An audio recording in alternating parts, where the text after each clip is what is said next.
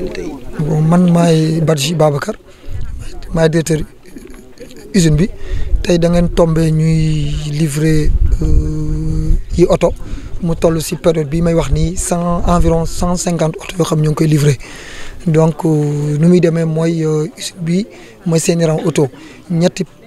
pàcc ñoo composé usine bi côté bu ñuy defaree carrosserie bi moom mooy weñ oto bi mooy lu ñuy gis body bi côté bu ñu koy peinturer mooy luy tax ñuy gis couleur bi vert jaune rouge ou marron ak côté boo xam ne client bi moom lay gën a toppatoo mooy dawal oto bi dem mu gis kii donc lii loolu lépp duñ ko boolee mooy tax ñu am oto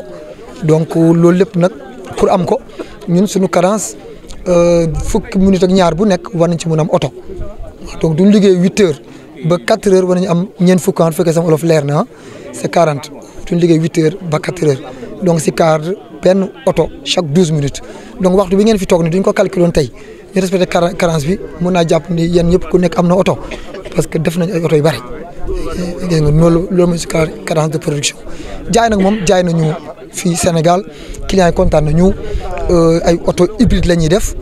bañ defee oto hybride yi nit ñi gis nañu seen engouement seen ñëw seen kii luñ si am tamit ay problème yu ndaw ñoo ngi koy waxtaan ak ñoom parce que liggéey musul set à 100% mais ñoo koy waxtaanee si cadre liggéey ñu ngi amélioré ñoo ngi kontaan ba léegi information yu ñu jot si ñoom ñoo ngi ci sant yàlla parce que kuñ jox oto rek da ngay dellu sa amaat oto kuñ jox oto rek di nga wootee nga wax ñu jërëjëf lu ñu fi liggéey tamit ñu ñoo koy def tamit Sénégal bi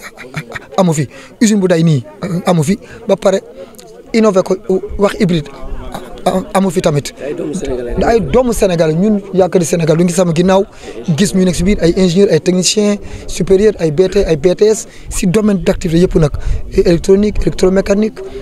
électricité mécanique des fluides automatisme lépp lu ngay xalaat daal luy yombal liggéey oto bi ay nit a ngi fi ñoom ñëpp nag ñoo oyof tey nekk ni si ginnaaw di def lu nekk polyvalent en plus du question kii lii fi ñun on a une équipe polyvalente tey kii mun na liggéey lii mu génnoon tey mun na liggéey sama liggéey donc c'est comme ça qu'on a formé noonu lañ formé nit ñi. waaw hybride mooy oto boo xam ne day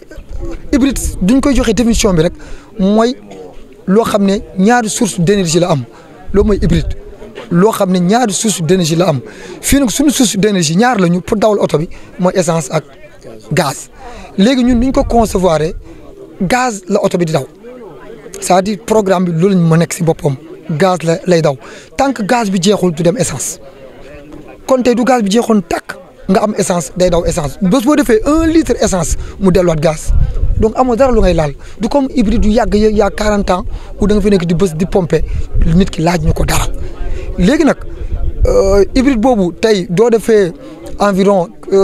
34 litres c'est un peu entre 12 500 si je me trompe pas tu peux faire minimum 300 kilomètres si gaz si en fait chaque yaa ngi daw gaz tu fais 300 kilomètres maintenant chauffeur si également ku ne adu muy dawalee am seen tànk 10 il peut faire un peu moins am seen tànk oyof il peut faire un peu plus mais moyenne bi moom si yoon un bon chauffeur war na mën def 300 kilomètres minimum def 300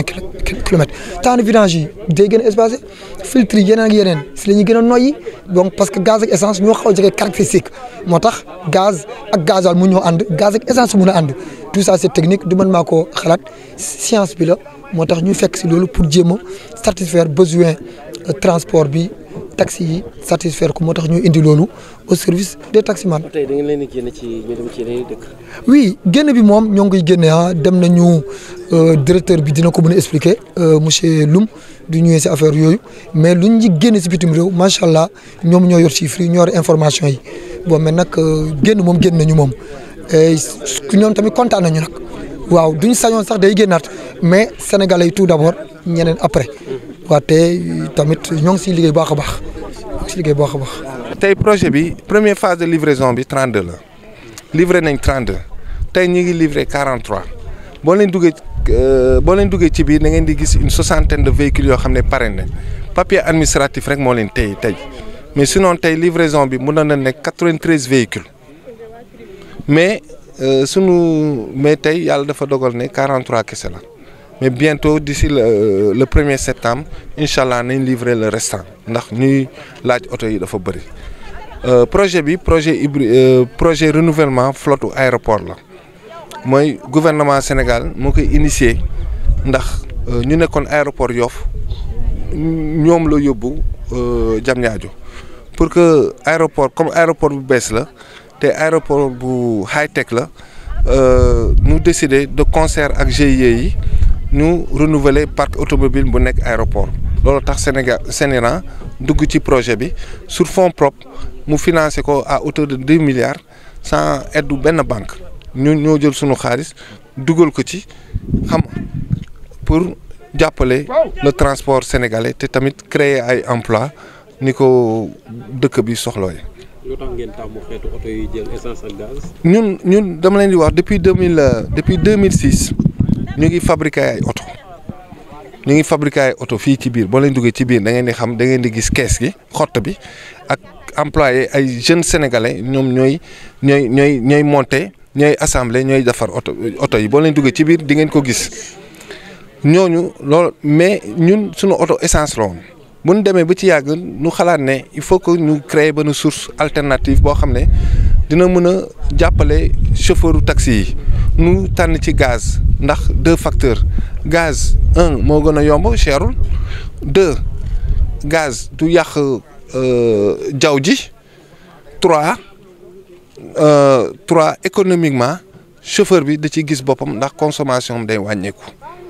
loolu tax ñu tànn gaz bi mais oto yi day daw ak essence ak gaz alternative la bu ko neexee tey chauffeur bi tey bu ko neexee mu dawal ak essence bu bësee beneen bouton oto bi dem gaz bi bu jeexee automatiquement mu dem essence waaw loolu tax ñu tàmm oto bi te tamit boo xoolee dans presque en Italie c'est le même système qui le gars di utiliser en Corée en Pologne dans presque tous les pays développés système mu gaz bi la ñuy gën a utiliser parce que moo gën a c'est moins coûteux aussi que l'électrique waaw. autorités yi dëkk bi ak taxawaay bi nga xamante ne ni yéen journalistes yi moom ngeen am ndax lu fi tegu ci yoon rek journalistes yi participé nañ ci combat bi ñu gën a mëne ci changement parc bi tey dañ ci am phase bu am solo boo xam ne moom la ñuy livrer muy taxi yi ndax tey boo gisee concurrence déloyale bi li ko waral lépp mooy oto yu màgget yi ne ci dëkk bi nga gis clando yi fii et cetera tey jii suñu amee phase bu ñu renouveler muy parking AIBD taxi yi ñuy